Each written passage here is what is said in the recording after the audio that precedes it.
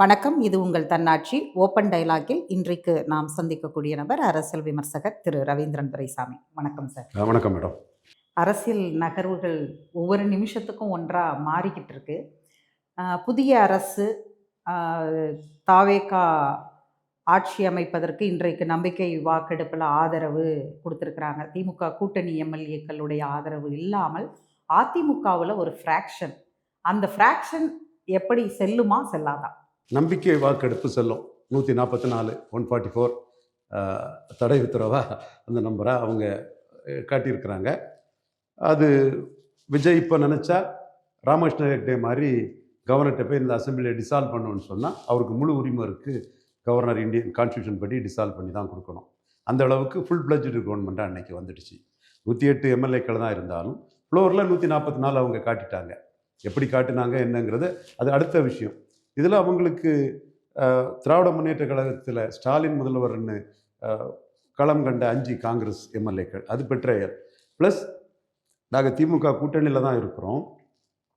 ஆனால் பிஜேபி கையில் பவர் எந்த ரூபத்திலையும் போயிடக்கூடாதுன்னு சிபிஎம் 2, சிபிஐ 2, இந்தியன் யூனியன் முஸ்லீம் 2, விடுதலை சிறுத்தைகள் 2, 8 பேர் ஆதரவு கொடுக்குறாங்க. 13 பேர் ஆதரவில் அவங்க கம்ஃபர்டபுள் மெஜாரிட்டி, அதாவது ஜஸ்ட்டு மேஜிக் நம்பரை தாண்டி பார்டர் லைனை தாண்டி வராங்க. ப்ளஸ் வேலுமணி ஆதரவில் 24 பேர் ஓட்டு அளிச்சிட்டாங்க. அப்போ வேலுமணிங்கிறவர் மோடி சப்போர்ட்டர். அது 2024 மக்களவை தேர்தல் முடிஞ்சதுமே அதிமுகவும் பாஜகவும் பாராளுமன்ற தேர்தலில் ஒன்றா இருந்தால் அவங்க ஒரு 15 அது எத்தனை நம்பர் சொன்னார் எண்ணிக்கை மோடிக்கு கிடச்சிருக்கும். அது இல்லாதது சிலர் சபடேஜ் பண்ணிட்டாங்கன்னு அண்ணாமலை நீக்கத்துக்கு ஒரு காரணமாக இருந்தாங்க. எடப்பாடியும் அண்ணாமலையும் சேர்த்து சொன்னாலும் கடைசியில் அதுக்கு பலியாடாட்டு அண்ணாமலை ஆனார். 20 விழுக்காடு எடுத்த எடப்பாடி கூட இவங்க கூட்டணி போனாங்க. எனிவே பாஜகவுக்குள்ள நோன் பிஜேபி ஸ்பேஸ் வேலுமணி. இப்போ வேலுமணி தலைமையில் 24 எம்எல்ஏக்கள் இருக்காங்க. அப்கோர்ஸ் சிவி சண்முகம் பாஜகவே எதிர்ப்பார். மற்றவங்கெல்லாம் பாஜகவுக்கு நெருக்கமானவங்க தான். ஸோ பாஜக ஆதரவு எண்ணம் கொண்ட வேலுமணி தலைமையில் உள்ள 24 பேரும் ஒரு சைடும், இன்னொரு சைடு 13 பேர் பாஜகவுக்கு எந்த ஹோல்டும் எந்த ரூபத்திலே வந்துடக்கூடாதுன்னு நினைக்கக்கூடிய 13 பேரும். இதில் 5 பேர் கூட ராஜ்யசபாவுக்கு அக்ரிமெண்ட்டு, உள்ளாட்சி தேர்தலுக்கு அக்ரிமெண்ட்டு, தென் மக்களவை தேர்தலுக்கு அக்ரிமெண்ட்டு கொடுத்துட்டாரு. ஸோ இவரோட அரசு இந்த 2 தரப்பை மையமாக நம்பி 108 107 எண்ணிக்கை கொண்ட ஒரு அரசு இருக்குது. ஸோ இது மைனாரிட்டி கவர்மெண்ட் தான். ஒரு மைனாரிட்டி கவர்மெண்ட்டுங்கிறத ஒத்துக்கிறாரு. மைனாரிட்டி கவர்மெண்ட் தான், அதில் எந்த மாற்றமும் இல்லை. இந்த மைனாரிட்டி கவர்மெண்ட்டு 144 போது கம்ஃபர்டபுள் மெஜாரிட்டி இருக்குது. இந்த மோடி ஆதரவு வேலுமணியோட 24 மோடி எதிர்ப்பு அந்த 13 நியூட்ரலைஸ் பண்ணுது. ஆனால் அந்த 13 பேரும் ரட்டன் பண்டிட் வெற்றிவேல், அவர் ஒன்றும் நார்த் இந்தியன் கிடையாது, நம்ம ஒரு செங்குந்தர் முதலியார் தான், நம்ம ஒரு காரர் தான். அவரை எனக்கு நம்பர் 1 ஃபோர்ஸு, எனக்கு அடுத்தபடியாக இந்த ஆட்சி அமையதுக்கு பவரானவர் அவர் தான் சொல்லும்போது ஒரு அஸ்ட்ராலஜரை ஆஃபீஸர் ஆன் ஸ்பெஷல் டியூட்டியாக போட்ட போது அதை இந்த 13 பேரும் காங்கிரஸ்காரங்க கார்த்திக் சிதம்பரம்னாலும் சரி, சசிகாந்த் செந்தில்னாலும் சரி, அதை எதிர்த்து குரல் கொடுக்கும்போது, சப்போர்ட்டிங் பார்ட்டியான கம்யூனிஸ்ட் பிசிகா குரல் கொடுக்கும்போது அவர் இன்னைக்கு அவருக்கு உருத்தான அந்த ஆஸ்தான ஜோதிடரை போட்ட பதவியிலிருந்து எடுக்க வேண்டிய அளவுக்கு ஒரு மைனாரிட்டி கவர்மெண்ட்டுங்கிற அந்த தன்மை இதுக்குள்ள வெளிப்படுது. அடுத்தபடியாக சட்டசபையில் இவர் பெரிய அளவுக்கு உதயநிதி ஸ்டாலின் ஷைன் பண்ணுறாரு.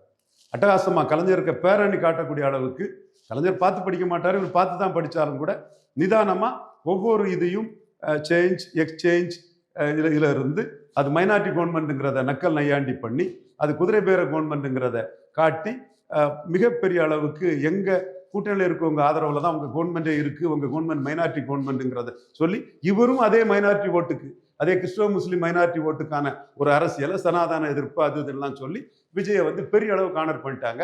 இன்னைக்கு இந்த சட்டசபையில் நடந்ததை தமிழகம் முழுவதும் மக்கள், உலகம் ஃபுல்லாக உள்ள மக்கள் பார்க்கும்போது சீஃப் மினிஸ்டர் விஜயை விட எதிர்கட்சி தலைவர் உதயநிதி ஸ்டாலின் ஸ்கோர் பண்ணுறாருங்கிறது எல்லாருக்கும் தெரியும். பப்ளிக்கில் எல்லாருமே உதயநிதி ஸ்டாலின் ஸ்கோர் பண்ணிட்டாரு, பிரமாதமாக பண்ணிட்டாரு.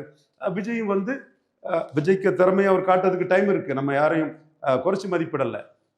அவர் ஒரு சீஃப் மினிஸ்டர் ஷைன் பண்ணலாம், அவை முன்னவரை வச்சு பதில்களை கொடுக்கலாம். ஆனால் இன்னைக்கு அவர் ரொம்ப ரிசீவிங் எண்டில் ரொம்ப ஒரு டிஃபென்சிவாக தான் இருந்தார். ரொம்ப சோபராக டல்லாக உதயநிதி ஸ்டாலின் அவங்க கவர்மெண்ட் மைனாரிட்டி கவர்மெண்ட் தானேன்னு சொல்றத பொறுத்துக்க முடியாம அவர் ஸ்கோர் பண்றாருங்கிறத வந்து ஈல்டாகி அதை ஏற்றுக்கிட்டு சொல்லக்கூடிய லெவலில் தான் இருந்தார். மைனாரிட்டி கவர்மெண்ட்டுங்கிறதையும் அந்த மைனாரிட்டி ஓட்டுக்காக அவரும் அரசியல் பண்றாரு. இவரும் சனாதான எதிர்ப்புன்னு சொல்லி இல்லாத பாஜகவுக்கு எதிராக உதயநிதி ஸ்டாலினும் அந்த அரசியல் பண்றாங்க. வேலுமணி ஃப்ராக்ஷன் வந்து கட்சி தாவல் தடை சட்டம் வருமா? கட்சி தாவல் தடை சட்டம் வந்து அப்ளை ஆகும். ஏன்னா 2/3 இல்லைன்னா கண்டிப்பாக கட்சி தாவல் தடை சட்டம் ஆகும். அதை தான் எடப்பாடி பழனிசாமியும் சொல்லியிருக்கிறாரு. மகாராஷ்டிரா சிவசேனா தொடர்பான வழக்கு அதான் சொல்லியிருக்குது. ஏன்னா எடப்பாடி தான் கட்சி தலைவர், அவர் தான் இதை நியமிக்க முடியும். பார்லிமெண்ட் அசம்பிளி பார்ட்டி ஸ்பிளிட்னா 2/3 வேணும். 2/3 இல்லை. அவர் ஸ்பீக்கர் கூட நம்பர் சொல்லாகி 2/3 வந்துடுன்னு எல்லாம் ஒரு ஆசையை காட்டினார் ஜெயசிடி பிரபாகர். பட் 2/3 வரல. ஸோ 2/3 வராத பட்சத்தில் இப்போ எடப்பாடி பழனிசாமி நினச்சா இவங்களை வந்து டிஸ்குவாலிஃபை பண்ணதுக்கான மூவை பண்ணலாம். ஆனால் அவர் பண்ண மாட்டார். இதிலிருந்து எத்தனை பேர் அதிமுகன்னு தங்கள்கிட்ட வரணும்னு தான் எதிர்பார்ப்பார். அதனால தான் அவருக்கு பேட்டியில் ரொம்ப ஒன்றும் கடுமை இல்லை, தன்னை டிஃபெண்ட் பண்ணுறாரு. பட்டு வெளியேறி போனவங்க மேலே ஒரு கடுமையை காட்டலை. மீண்டும் ஒரு காம்ப்ரமைஸ் அவங்க கூட பண்ணிக்கலாங்கிற எண்ண ஓட்டம் எடப்பாடி பழனிசாமிக்கு இருக்குது. இதுக்கு மேலே காம்ப்ரமைஸ் பண்ணி என்ன பண்ணுவார்? அவர் வந்து ஒரு இதில் கோட்டை விட்டுட்டார். திருமாவளவன் சிஎம்ங்கிறதுல எடப்பாடி பழனிசாமி கோட்டை விட்டுட்டார். அந்த இடம் வந்து அவர் நல்ல ஒரு அரசியல்வாதி தான், ராஜதந்திரி தான். திருமாவளவன் நம்மளை ஏற்றுக்கிட்டா 1 இயரில் விஜயே நம்மளை சிஎம்மாக சொல்லி அதை டாப்பிள் பண்ணதுக்கு வருவார். நமக்கும் ஒரு வாய்ப்பு இருக்கும். நம்ம சப்போர்ட்டோட ஒரு கவர்மெண்ட் அமைஞ்சா அந்த கவர்மெண்ட்ல இருந்து தான் அவுட் சைட் சப்போர்ட்டில் நாம சிஎம்மாக வர முடியும்னு அவர் ஃபியூச்சரிஸ்டிக்காக திங்க் பண்ண மறந்துட்டார். அவர் திருமாவளவன் சீஃப் மினிஸ்டர்னா அந்த இடத்துக்குள்ளே வேலுமணி போராயிருவார், இவர் சிவி சண்முகம் போராயிருவார். சிவி சண்முகத்துக்கு கூட நெருடல் இருக்கலாம். பட் ஆன் த ஹோல் அவரும் அக்செப்ட் பண்ணி தான் அதுக்குள்ளே நிற்கிறார். நீ பேட்டி அது தெள்ள தெளிவாக காட்டுது. அப்போது அந்த இடத்துக்குள்ளே விஜயபாஸ்கர் போராயிருவாங்க, நம்மளை மதிக்க மாட்டாங்க, சிஎம் திருமாவளவனை மதிப்பாங்கங்கிறதுல அந்த இதுக்குள்ளேயே குறியா நின்றுட்டார். அது நடந்திருந்தால் நமக்கு அடுத்தால நமக்கு ஒரு வாய்ப்பு கூட 1 இயரில் விஜய் சப்போர்ட்டில் கூட வருங்கிறத அவர் ஃபோர்சி பண்ண தவறிட்டார். அவர் திருமாவளவன் சிஎம்ங்கிறதுக்கு அவருக்கு நோ சொன்னதன் விளைவு இவங்க வந்து பவர்ஃபுல்லாக இருக்கணும்னு நினைக்கிறாங்க. அப்போ பவர்ஃபுல்லாக இருக்குன்னு நினச்சா இவர் விஜய் வந்து மெஜாரிட்டி கவர்னர் கூப்பிட்டுட்டாரு, மெஜாரிட்டி நம்பரை காட்டிட்டார். அப்போ விஜய்க்கு கவர்மெண்ட்டை ஸ்டெபிலைஸ் பண்ணி நாம இத்தனை மந்திரி 6 மந்திரி அவர் சொல்றாரு எடப்பாடி, அதுக்கு தான் அவங்க மூவ் பண்ணுவாங்க.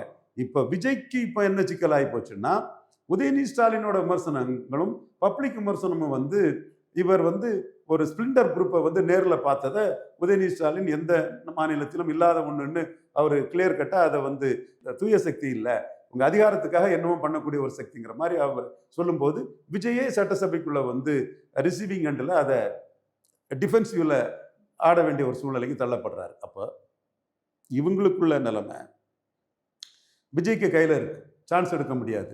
விஜய் ஒய்எஸ்ஆர் காங்கிரஸ்ல இருந்து நாயுடு கிட்ட வந்தவங்களுக்கெல்லாம் மந்திரி பதவி கொடுத்த மாதிரி மந்திரி பதவி கொடுக்கலாம். அப்படி கொடுத்த பிறகு they will be at the mercy of Vijay.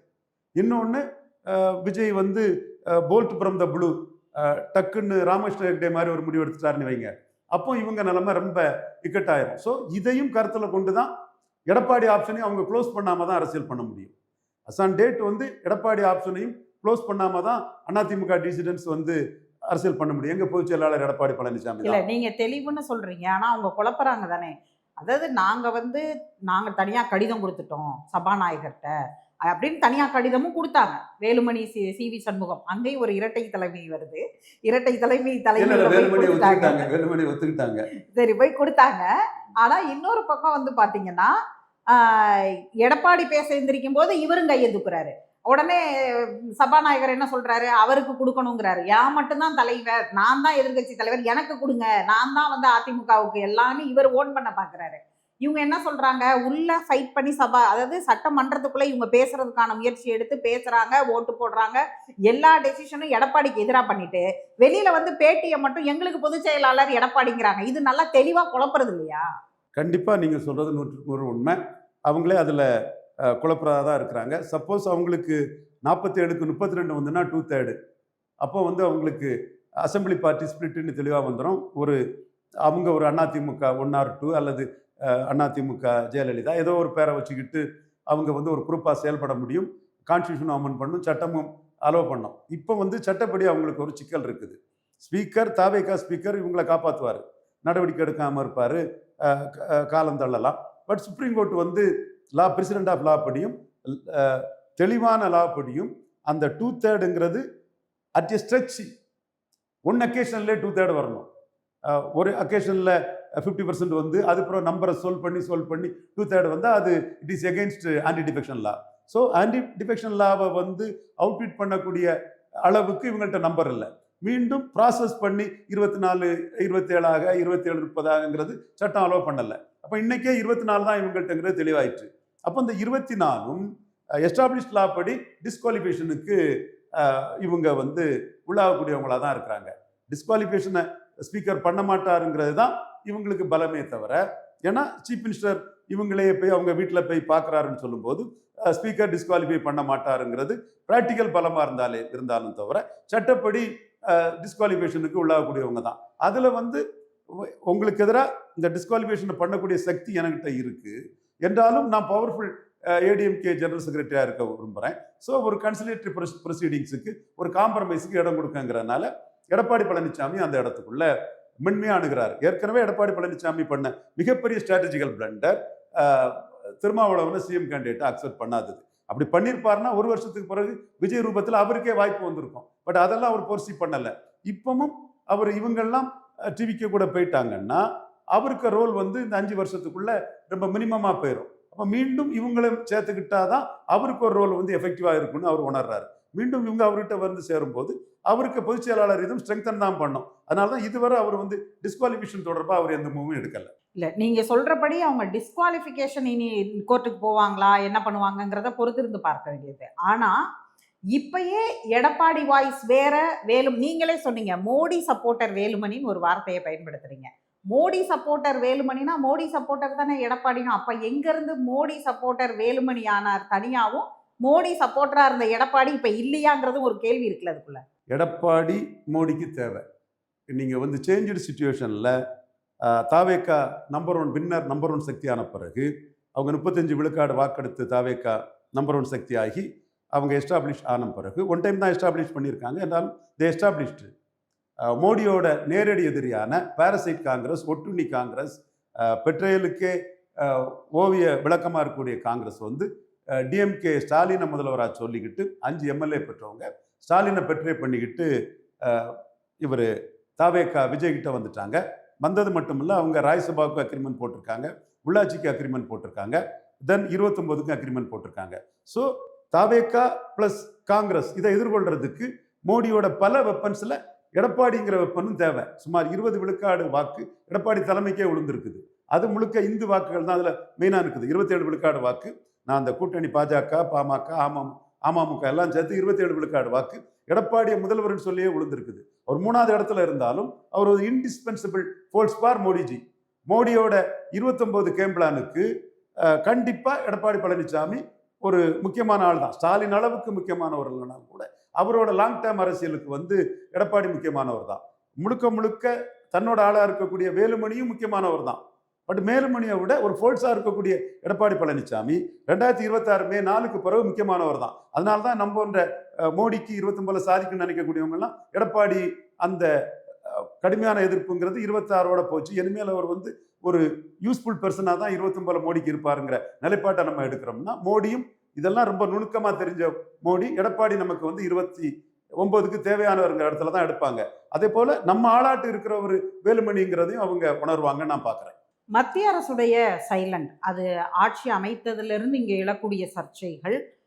இன்னொரு பக்கம் வந்து பார்த்தீங்கன்னா, இந்த குதிரை பேரம்னு ஓப்பனாக சொன்னது, அமமுக எம்எல்ஏக்கு நடந்த அந்த ட்விஸ்ட்டு, போய் ஆளுநரை பார்த்தது, அப்புறம் இன்னைக்கு வந்து அமமுக எம்எல்ஏவே வந்து அவங்க கட்சியிலேருந்து நீக்கினதுக்கு பிறகு அவர் தானே வந்து இன்றைக்கும் என்றைக்குமே விஜய் தான் முதல்வர்னு புகழ்றது சட்டமன்றத்தில், இதெல்லாம் இருக்குல்ல.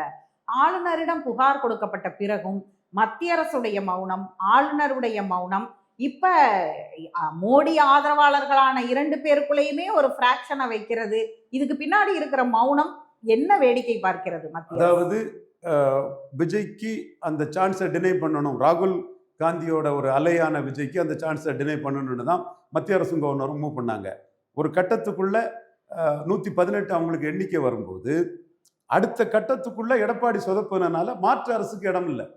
இப்போ நீங்கள் மாற்று அரசுக்கு இடம் இருக்கும்னு சொன்னால் காங்கிரஸ் இன்க்ளூசிவ் அரசு தேவையில்லை, ராகுல் காந்தி இன்க்ளூசிவ் அரசு தேவையில்லை, திருமாவளவனே வரட்டுங்கிற ஒரு முடிவுக்கு எடுத்திருப்பாங்க. மாற்று அரசுக்கு வயபிலிட்டி இல்லாதனால there is no other alternative. TINA ஃபேக்டரில் ஒரு அரசு அமையணும்னா சிங்கிள் லார்ஜஸ்டாக வந்து 118 எண்ணிக்கையை காட்டக்கூடிய விஜய்க்கு வந்து பிளாட்டண்டா டினை பண்ணுனா அது ராகுல் காந்தி வந்து அதை ஒரு ஆல் இண்டியா இஷ்யூ ஆக்கிடுவாருங்கிற எண்ண ஓட்டம் வந்தது. ஸோ அது ஒரு தமிழ்நாடு இஷ்யூவாக இருக்குன்னா கூட அவங்க ஒரு டிராஸ்டிக் ஸ்டெப் கூட எடுக்கலாம். ராகுல் காந்தி தான் சிபிஎம், சிபிஐ, இந்தியன் யூனியன் முஸ்லீம் லீக் இவங்கள்ட்ட எல்லாம் பேசி இந்த கவர்மெண்ட்டுக்கு ஒரு ஸ்டெபிலிட்டியை அவரே பல்ட்டி அடித்து 5 சீட்டு கொடுத்துக்கிட்டு இதெல்லாம் பண்ணுறாருன்னு சொன்னால் இந்த கவர்மெண்ட்டுக்குள்ள வாய்ப்பை, அரசமைக்கக்கூடிய வாய்ப்பை கவர்னர் அர்லேக்கர் டினை பண்ணுனா அவங்க வந்து ஆல் இண்டியா இஷ்யூ ஆக்குவாங்க, குறிப்பாக தென்னிந்தியா இஷ்யூவாட்டு ஆக்கிறதுக்கு வாய்ப்பு இருக்குது. ஸோ அது வந்து விஜய்க்கு டினை பண்ணுறது ராகுல் காந்திக்கு அட்வான்டேஜஸ் ஆகக்கூடிய ஒரு சூழ்நிலை வரும். ஸோ அந்த இடத்துல நிதானிச்சு தான் தேர் இஸ் நோ அதர் ஆல்டர்னேட்டிவ்ங்கிறது அடிப்படையிலும், வேற அரசு அமைக்க வாய்ப்பு இல்லைங்கிற அடிப்படையிலும், எடப்பாடி பழனிசாமி திருமாவளவனுக்கு வாய்ப்பு கொடுக்காம சொதப்பன சூழ்நிலையிலும் விஜய் அரசு அமைக்க கூப்பிட்டு கவர்னர் வந்து அந்த வாய்ப்பை கொடுத்துருக்கிறாரு. இது நம்ம டே 1 சொன்ன மாதிரி எய்தர் எடப்பாடி ஆர் எலெக்ஷன் மாதிரி எய்தர் விஜய் ஆர் எலெக்ஷனுங்கிற சூழ்நிலை உருவாகும் போது விஜய்க்கு டெலிபரேட்டா டினை பண்ணுனா அதை வந்து ராகுல் காந்தி ஆல் இண்டியா அளவில் குறிப்பாக தென்னிந்தியாவுக்குள்ள அது ஒரு இஷ்யூவாட் ஆக்கும்போது பொலிட்டிக்கலி வந்து அது பிஜேபிக்கு ஒரு நஷ்டம் வருங்கிற ஒரு கருத்தும் பாஜக சைடு சொல்லப்பட்டனால தான் முதல்ல யூட்டன் அடித்த விஜய் ரெண்டாவது வந்து ஸ்ட்ரைட்டாக போய் கவர்னர் அழைப்பை ஏற்று ஆட்சி அமைக்கக்கூடிய அந்த உரிமையை கவர்னர் கொடுத்தாருன்னு நான் பார்க்குறேன். விஜய் ஒரு பக்கம் ராகுல் மதச்சார்பின்மை அப்படிங்கிற ஒரு டேக்லைனுக்குள்ள இவங்களெல்லாம் சேர்த்துக்கிறாரு. இன்னொரு பக்கம் என்டிஏவில் மதச்சார்பின்மைக்கு எதிராக வாக்களித்தவர்கள், மதம் இங்கே வேணும் அப்படின்னு நினச்சி இந்துத்துவாவுக்கு ஆதரவாக வாக்களித்தவர்கள், எடப்பாடிக்கு ஆதரவாக வாக்களித்தவங்க, அது ரெட்டலைக்கு வாக்களித்தவங்க, எப்படி வேணா சொல்லலாம். அப்படி வாக்களித்தவர்களையும் இப்போ சேர்த்துக்கிறாருன்னா அவருடைய ஸ்டாண்ட் என்னவாகும்னு ஒரு கேள்வி இருக்குல்ல. இப்ப ராகுல் காந்தி வந்து நம்பி போன காங்கிரஸ் நடுவுல நிக்குமா, நடுத்தரவுல நின்னுறாதா நாளைக்கு? காங்கிரஸுக்கும் அந்த ஒரு சூழ்நிலையை விஜய் ஏற்படுத்தலாம். ஆனா என்னோட பார்வையில் அது ஏற்படுத்த மாட்டாருன்னு நான் கருதுறேன். ஏன்னா இவங்க எல்லாத்த விட அவர் ஆட்சிக்கு வர்றதுக்கு ஸ்டாலினுக்கு எதிராக அண்டர்கட் பண்ணது வந்து ராகுல் காந்தி. அது ரிசல்ட் வந்ததுமே கொஞ்சம் கூட லஜ்ஜை இல்லாமல் விஜய்க்கு சப்போர்ட்டாக அவர் வந்துட்டார். வரும்போதே ஒரு அக்ரிமெண்ட் ஓப்பனாக அவங்க போட்டிருக்காங்க.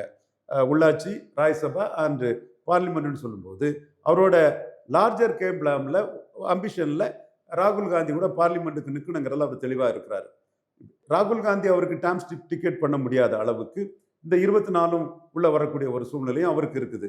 எப்படி இருந்தாலும் அவர் மைனாரிட்டி கவர்மெண்ட்னு சட்டமன்றத்துக்குள்ள உதயநிதி ஸ்டாலின் இன்னைக்கு ஸ்கோர் பண்ணிட்டாருன்னு உலகம் ஃபுல்லாக உள்ள தமிழர்கள், தமிழ்நாட்டு மக்கள் மத்தியில் போகிறது அவருக்கு ஒரு இமேஜ் லாஸாக தான் விஜய் பார்ப்பார். அதில் அவர் வந்து டிஃபென்சிவலாக தான் இருந்தார். காரணம் அது விஜயோட ஃபால்ட் அல்ல. Composition of the government is like that. 108 தான் இருக்குது. 108 இருக்கும்போது மைனாரிட்டி கவர்மெண்ட்னு சொல்லி அந்த குதிரை பேரத்தெல்லாம் அசால்ட்டாக உதயநிதி ஸ்டாலின் எக்ஸ்போஸ் பண்ணத்தான் செய்வார். அப்போ இதை பார்க்கும்போது உதயநிதி ஸ்டாலின் ஸ்கோர் பண்ணுறாரு, விஜய் வந்து அடி வாங்குறாருங்கிற இதில் விஜய்க்கு இமேஜ் அடி விடுது. காரணம் மைனாரிட்டி கவர்மெண்டாட்டு ரெட்டன் வெற்றிவேல் அவரெல்லாம் சஸ்டெயின் பண்ண முடியாமல் இருக்கிறாருன்னா மைனாரிட்டி கவர்மெண்ட்டுங்கிற அந்த சூழல் தான் இருக்குது. இதை எப்படி இவர் விஜய் கொண்டு போறாருங்கிறதும் பெரிய பிரச்சனை தான். நான் இதுதான் மீண்டும் வந்து இந்த 24 பேருக்கும் சிக்கல் இதுதான். அவர் வந்து டிசால்வ் பண்ணிட்டு போயிட்டாருன்னு வைங்க. இப்போ டிசால்வ் பண்ணதுக்கு ஒரு ரைட் இருக்குது, கான்ஸ்டியூஷனல் ரைட் அவருக்கு தெளிவாக இருக்குது. ஸோ விஜயும் இந்த மாதிரிப்பட்ட இதில் நித்தம் உதயநிதி ஸ்டாலின் கிட்ட கிண்டல், கேலி, நக்கல், பப்ளிக்கும் ஸ்டாலின் சொல்றதும் உதயநிதி ஸ்டாலின் சொல்றதும் சரின்னு சொல்லுவாங்க. ஏன்னா அவங்க அரசமைக்கிறதுக்கு எந்த இடைஞ்சலும் பண்ணலை. ஒரு ஆட்சி கவர்னர் ஆட்சி வராண்டாம் அரசு அமையணுங்கிற இதில் அவங்க கோஆப்ரேட் பண்ணதே நம்ம கண்கூடா பார்த்தோம். எழுத்து கூட ஓட்டு போடலை, வெளிநடப்பு பண்ணிட்டு போயிட்டாங்க. ஸோ இது விஜய்க்கு இமேஜுக்கு வந்து ஒரு மைனாரிட்டி கவர்மெண்ட்டை பவர் ஹங்கிரியாட்டு குதிரை பேரம் நடத்தி அவர் கொண்டு வராருங்க போது டே பை டே விஜய்க்கு இமேஜ் டவுன் ஆகிட்டு இருக்கும். அது மட்டும் இல்லை, ஒரு நடவடிக்கைகளை சொல்லும் போதும் அந்த விமர்சனங்களும் வந்து சப்போர்ட்டிங் பார்ட்டிஸ் வந்து ஹெவியாக ஈடுபடுவாங்க. இந்த இடத்துக்குள்ள டிஏவிசி ஏன் தூங்குது, டிஏவிசி இதுங்கிறத கொஸ்டின்ஸும் பலரும் வந்து அரசியல் விமர்சகர்கள் பலரும் முன்வைக்கும் போது நிச்சயமா விஜய்க்கு மூவ் எப்படி இருக்குங்கிறது வந்து கேட் ஆன் த வால் தான். அவர் தனக்குள்ள டிசல்யூஷன் பவரை கூட பயன்படுத்தலாம், பயன்படுத்திடுவார், இப்படித்தான் போவாருன்னு ஒப்பீனியனேட்டடாக சொல்ல வரல. பட் அந்த இடத்துக்குள்ள அதிமுக எம்எல்ஏக்கள் வேலுமணி, சிவி சண்முகம் போன்றவங்க சான்ஸ் எடுக்க முடியாது.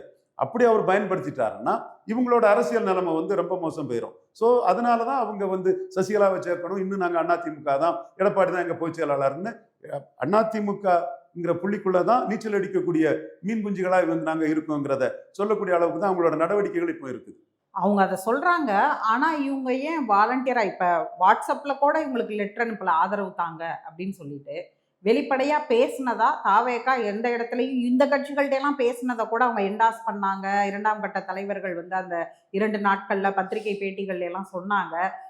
அந்த தரப்புல இருந்து எங்களுக்கு WhatsAppல லெட்டர் அனுப்புனாங்க. இல்ல நேர்ல பேசினாங்க. லெட்டர் வந்து குடுத்தாங்க. இப்ப IUMLக்கெல்லாம் வந்து போய் நேர்ல பார்த்து பேசினாங்க.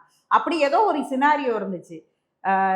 சி.வி. சண்முகம், எஸ்.பி. வேலுமணி தலைமையில நீங்க வாங்கன்னு இவங்க கூப்பிட்டாங்களா? இல்ல எந்த அடிப்படையில எந்த இன்வைட்டுமே இல்லாம இவங்க வாலண்டியரா போய் வண்டியில ஏறி இருக்காங்கன்னு தோணாதா? நீங்க சொல்றது 100% கரெக்ட் சீதா. நீங்க அந்த எவிடன்ஸோட வச்சு தான் கேட்குறீங்க. But seeing is believing. முதலமைச்சர் இவங்களை போய் பார்த்தாரா இல்லையா? பார்த்துட்டாரு. இப்ப வந்து வாட் டஸ் இட் மீன்? அதைத்தான் உதயநிதி ஸ்டாலின் கேட்கிறாரு. இல்ல அவர் பார்த்ததெல்லாம் ஓகே.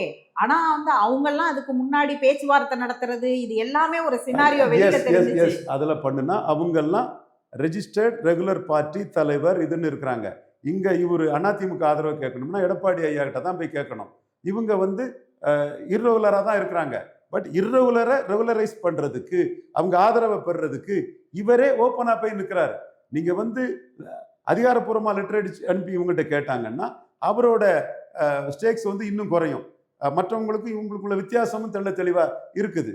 ஸோ அந்த இடத்துக்குள்ள அதை ஓவர் கம் பண்ணதுக்கு தான் நான் உங்க கூட இருக்கிறேன், உங்களை கைவிட மாட்டேங்கிற ஒரு நம்பிக்கையை கொடுக்கறதுக்கு நீங்க கோ அஹெட்னு சொல்றதுக்கு தான் இவர் போய் நேரில் சி.வி. சண்முகம் வீட்டில் நினைக்கிறேன் வேலுமணி எல்லாரும் வந்து போய் பார்க்குறாரு.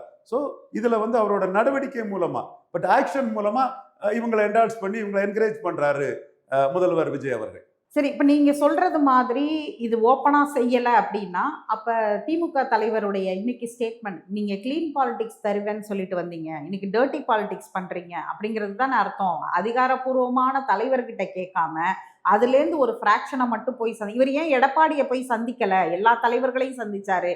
ஏன் வந்து முன்னாள் முதலமைச்சர் எதிர்கட்சி தலைவரா இருந்தவர் இன்னைக்கும் தேர்டு பார்ட்டியா அவங்க தான் இருக்கிறாங்க அப்படிங்கும்போது அவரை தானே சந்திச்சிருக்கணும். அவரை சந்திக்காம ஏன் சி.வி. சண்முகத்தை சந்திச்சாருன்னு ஒரு கேள்வி வரும்ல. எஸ், அந்த இடத்துல தான் இவருக்கு கம்பல்ஷன்.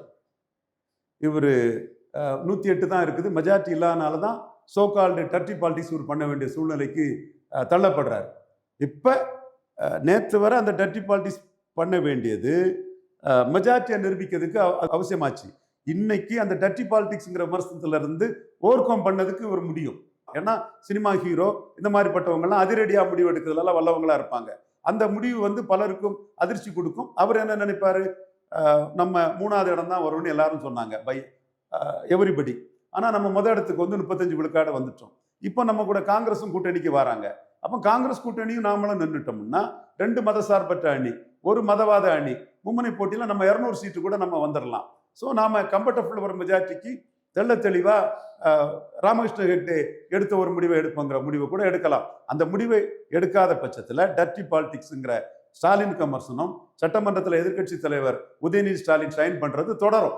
அவரே டிசால்வ் பண்ணணும்னு இல்லைனாலும் நீங்க எல்லா வரி சொல்றதை பார்த்தா அவரை டிசால்வ் பண்ண வச்சிருவீங்க போலயே. அவர் ஏன் இப்ப நடுராத்திரில அங்க போறாரு? அது ராமகிருஷ்ண ஹெக்டே காங்கிரஸ் ஓல வந்து வந்தவர். அவர் வந்து மக்களை நம்பினாரு.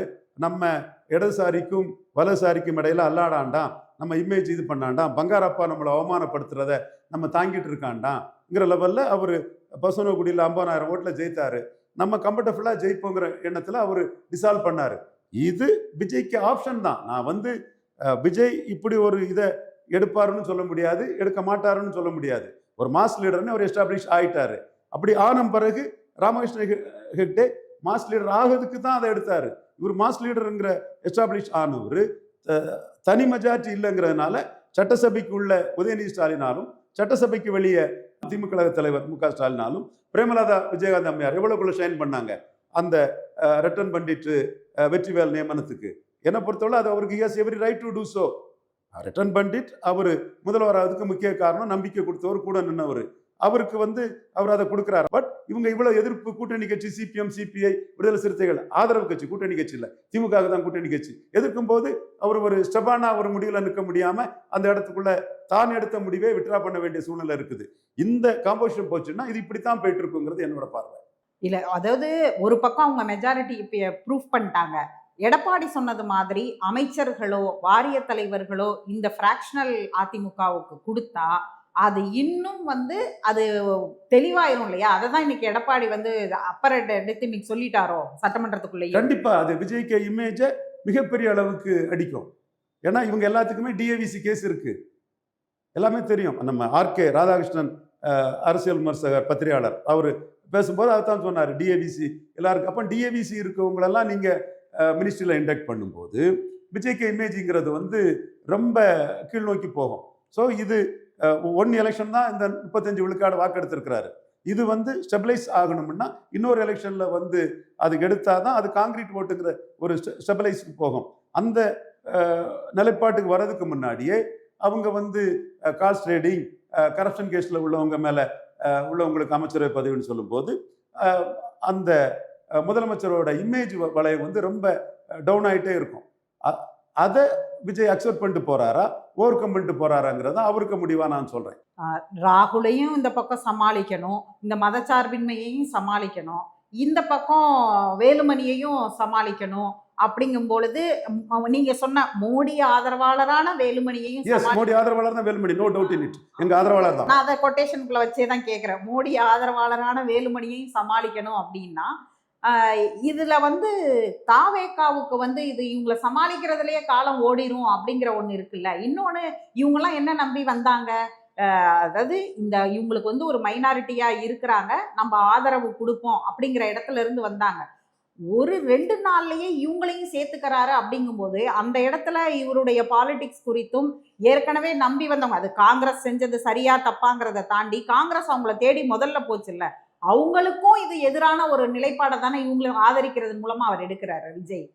One must be very alert in politics. ராகுல் காந்தி ஸ்டாலினுக்கு முதுகுல குத்திக்கிட்டு ரிஸ்க் ஸ்ட்ராட்டஜி எடுத்து தான் விஜய்கிட்ட வரார். இனிமேல் அவர் வந்து 29க்குள்ள ஸ்டாலின்கிட்ட திரும்ப போக முடியாது, விஜய்கிட்ட தான் நின்னாகணும். விஜயும் தன்னுடைய ஆம்பிஷன் தமிழ்நாடு தாண்டி போகணும்னா ராகுல் காந்தி முதுகுல ஏறி தான் போக முடியும். ராகுல் காந்திக்கும் ஒரு ரிஸ்க் ஸ்ட்ராட்டஜியில் விஜய் தேவைன்னு நினைக்கிறாங்க. ஸோ 2 பேரும் ஒருத்தருக்கு ஒருத்தர் தேவைங்கிற சூழ்நிலை தான் இருக்கிறாப்புல. நம்ம வந்து மோடி வெல்விஷர்ஸ் இதை எப்படி 29ல் அவுட்விட் பண்ணலான்னு we also chalk out so many strategies and moves, அது வேற விஷயம். பட் அவங்க 2 பேருக்குள்ள வந்து இந்த ஒருத்தருக்கு ஒருத்தர் தேவைங்கிற சூழ்நிலை தெளிவாக இருக்குது. ஸோ அவரோட மெயின் அலை வந்து ராகுல் காந்தி தான். இவங்கெல்லாம் ஒரு 108 எடுத்த பிறகு தான் இவர்கிட்ட போறாங்க. எடுக்கிறதுக்கு முன்னாடியே ஸ்டாலினை காலி பண்ணிக்கிட்டு இவரை எம்பவர் பண்ணி மூவ் பண்ணவர் ராகுல் காந்தி. இன்னும் ஆல் இண்டியா சென்ட்ரிக்காட்டும் தமிழ்நாடு சென்ட்ரிக்காட்டும் ராகுல் காந்தி அவருக்கு தேவையான சூழ்நிலை இருக்கும்போது அவரோட ஃபர்ஸ்ட் சாய்ஸ் அங்கே தான் இருக்கும். ஃபர்ஸ்ட் சாய்ஸ் அங்கே இருக்கக்கூடிய எடுத்துக்கிட்டு போனாதான் அவரோட பவுண்டரிஸ் அவர் வந்து எக்ஸ்பாண்ட் பண்ண முடியும்.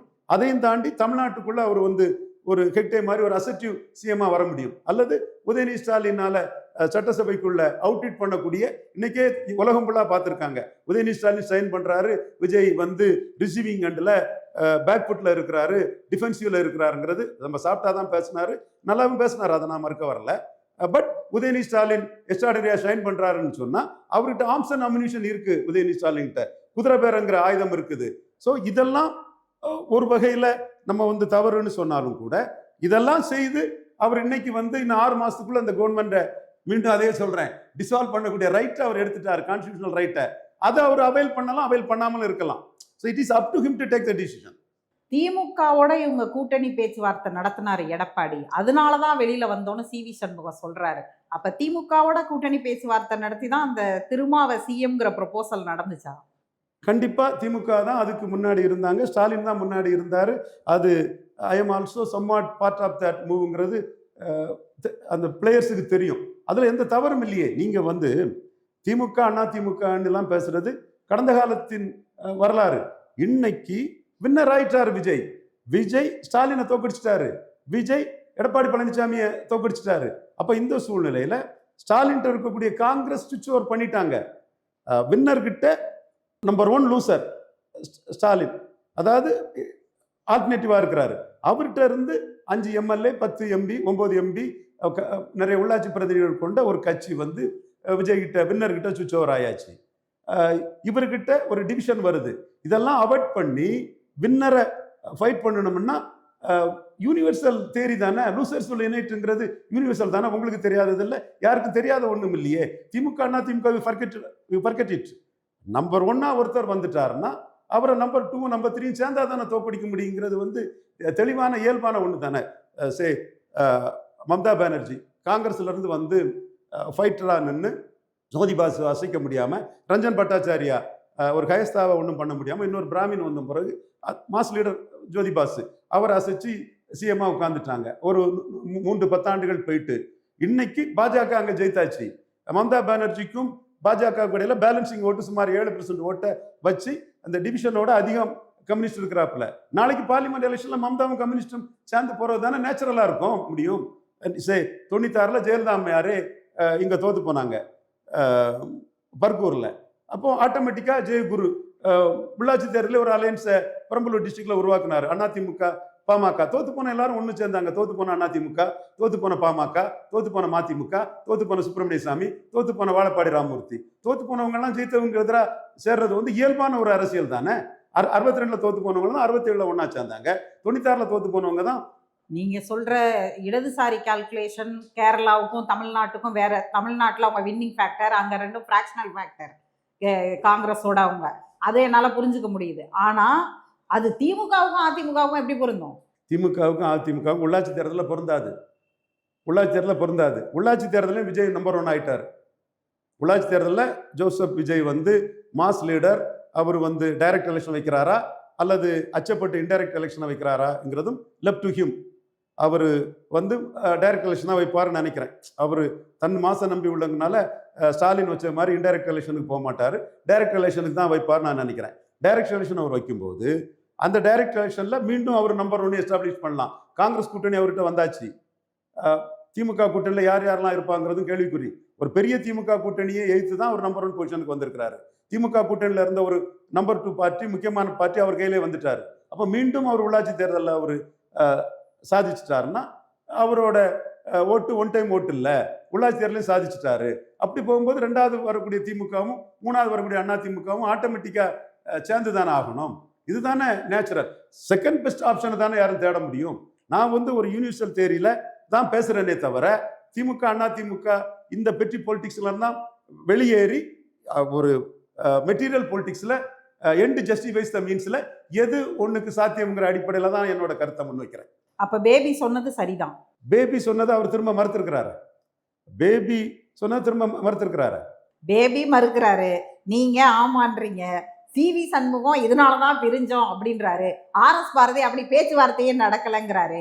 ஹிந்துல வந்த ஆர்டிக்கலுக்கு மறுப்பு சொல்லல. அதாவது இன்னைக்கு அவசரம் இல்லை யாருக்கும். இன்னைக்கு உள்ளாட்சி தேர்தல் அடுத்து வரும். விஜய் வந்து மாஸ் லீடர்னால டைரக்ட் எலெக்ஷனே வைப்பாருன்னு நினைக்கிறேன். இன்டைரக்ட் எலெக்ஷனுக்கும் குதிரை பேரத்துக்கும் வழிவகுக்க மாட்டார்னு நினைக்கிறேன். It is up to him. அவர் இன்டைரக்ட் எலெக்ஷனும் வைக்கலாம், நான் மாஸ் லீடர் டைரக்ட் எலெக்ஷன் இன்னும் வைக்கலாம். எம்ஜிஆர் டைரக்ட் எலெக்ஷன் வச்சாரு, மூப்பனாரும் கலைஞரும் ஸ்வீப் பண்ணும்போது டைரக்ட் எலெக்ஷன் வச்சாங்க. ஸ்டாலின் வந்து எடப்பாடி 75 சீட்டு வந்ததுனால இன்டைரக்ட் எலெக்ஷனுக்கு போனாங்க. அது அந்தந்த சூழ்நிலையை பொறுத்து அவங்க முடிவெடுப்பாங்க. இவர் விஜயும் என்ன முடிவு எடுக்கலாம். இந்த உள்ளாட்சி தேர்தலில் திமுக அதிமுக தனியாக தான் இருப்பாங்க. இதோட ரிசல்ட் வந்து சட்டமன்ற ரிசல்ட்டை கன்ஃபார்ம் பண்ணிடுச்சுன்னா நெக்ஸ்ட் ஸ்டெப் அவங்களுக்கு no other go. It is obvious. பல இடங்கள்ல நடந்திருக்குது, இங்கே நடக்கத்தான் செய்யணும். Losers will unite. இது யூனிவர்சல் தியரி. பார்க்கலாம் உங்க யுனிவர்சல் தியரி எப்படி ஒர்க் அவுட் ஆகுமா அப்படிங்கறத பாப்போம். It will take time. மோடிக்கு இங்க 3 தடவை தோத்தவருக்கு 4வது சீட்டு வரணும்னா பல ஸ்ட்ராட்டஜிகளை பண்ணி தான் ஆக வேண்டியது இருக்குது. லாங் டேர்ம் ஸ்ட்ராட்டஜி வேற, இம்மிடியட் ஸ்ட்ராட்டஜி வேற. எது எப்படினாலும் ராகுல் இன்க்ளூசிவ் அலையன்ஸில் இருக்கக்கூடிய விஜய்க்கு எந்தெந்த அளவுக்கு அரசியல் ரீதியான நெருக்கடி கொடுக்க முடியுமோ அதை கொடுத்து தான் அந்த நகர்வுகள் இருக்குன்னு நான் உறுதியாக நம்புறேன். பேசலாம். கருத்துக்களை எங்களோடு பகிர்ந்து கொண்டதற்கு ரொம்ப நன்றி.